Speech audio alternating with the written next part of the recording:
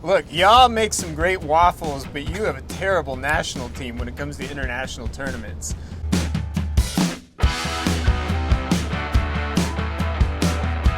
All right, Mike, we're back. Guess what we're talking about? We're talking soccer. We're talking FIFA rankings, fresh off the press. Wait, before we talk FIFA rankings, let's back up to our video. Spain, I'm pretty sure, are the Euro champions. We have to do this. Nostradamus. Okay. Yes. I got the score right. You did get the score right. Yeah. However, you and your fish and chips are rather, what would we say? It's a wet bag of fish and chips in England right now. So, yes, vamos. All right, Go on. FIFA rankings, hot off the press. You got the international country world rankings, top 10 announced. Well, actually, all the rankings. But at the top, it is not who you would think it would be after, maybe the most recent championships.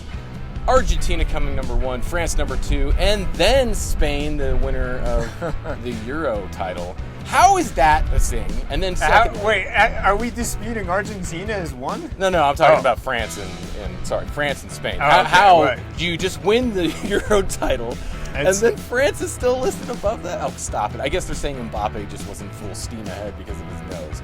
Okay, I can buy that in some ways, but that Spanish team should be ranked number 1. I am going to say they should have been ranked number 1 on the Euro continent at least, number 2 overall. I can get behind that because you have Argentina defending World Cup champions, still winning. Two-time defending Copa champions. Yeah, exactly. I can get behind that. And there's an argument to say that, in 2 years that Spanish team is going to be better because where is Messi at that point, right? Well, that's fair. Yeah. So my point, though, is the biggest outlier, the worst of this. What's wrong with you? Took a swig. I didn't have my Prips. Why don't you put that down? Yeah, exactly. Look, we've hit a dry spell. Like we haven't had Prips on set for months. I tried to take a swig of something else and almost choked. God. It was his take. Go on. Okay, fine. Yeah. All right. Yeah. So the outrageous part of these rankings is twofold. One, controversial. Brazil does not deserve to be in the top 10. After that Copa performance, they do not deserve to be in the top 10. I am sorry. No way, no how. After that, how is Belgium still in the top 10? I made this point many times. Yeah, remember our very first segment on Euro? Yes. I've called Belgium out repeatedly. Look, y'all make some great waffles, but you have a terrible national team when it comes to international tournaments. I'm still shocked, though, Dirk, that you haven't pulled up probably the most egregious ranking on the entire top 10. What's that? Italy is ranked in the top 10. I mean, that's pretty bad. Yeah. That's pretty bad, but Belgium I still think is worse than that. I disagree. Italy did not get out of the group phase, has missed the last 2 World Cups. Yeah. They did win Euro in 2021, the Euro 2020 tournament, but honestly, the last time Italy did something relatively relevant, there's one for you, pertaining to a World Cup, it was when Giorgio Chiellini got his shoulder bitten out by Luis Suarez.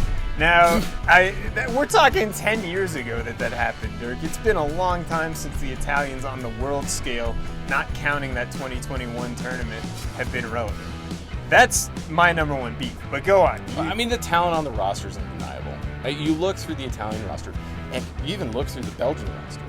It's undeniable. Lukaku, De Bruyne. I mean, you just go down the list, and it's undeniable. But again, just like you're saying, when it comes to the international game, because they're thrown together and they don't practice as much, it's not like the club ball where you can really understand and rely on what someone else is going to do. It's going so fast. You got to look off his record, in my opinion, and the rankings are all messed up. You're not wrong, Mike. You're not wrong at all. And that's kind of my argument, too, with Brazil. I mean, Alisson as the goalkeeper is just tremendous. And you have Rapinoe and all those things that are just, put together on this lineup. You say, how is this, not a roster that goes out and competes for titles? And maybe we need to do it based off of manager rankings, Mike. You know what Brazil needs to do? They got to bring back Hulk. Where's that guy, Hulk? Yeah, Dirk, I will say this. Imagine if you're a Belgian national, just if you live in Belgium. Now, this could be the Belgium Sports Network with an F in it, too. BFSN, I don't know, the Belgian Food Sports Network. Oh, my God. In any case, imagine you're a diehard fan of the Belgian national team.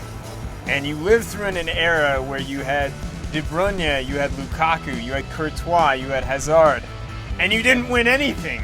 But then one day a Belgian team is going to come out of nowhere and get to like the semifinals or the finals of a tournament, and people are going to look back on this generation and be like, how did they? It's like the Chargers in the mid-2000s. Those teams that were just absolutely stacked and never got to a Super Bowl. Best record, number one offense, number one defense. Exactly. And there was a year where they had like the number one offense and defense, and they went 9-7 and missed the playoffs. Because there's a third thing. It's called special teams. And how many games did they lose off special teams? Exactly. Well, what's the third thing in soccer? Why can Belgium not? Yeah, something is going on there. Dirk, I will make one final point on this, and it'll bring you back to a time when you were on the playing pitch. We're going all the way back to 2006, I believe it was, that the U.S. men's national team entered the World Cup ranked like 6th in the world in the FIFA rankings and ended up going 0-2-1 in that World Cup. Did not advance to the knockout rounds. Nothing. The FIFA rankings are garbage. They always have been garbage. That is really the essence of this segment, I think.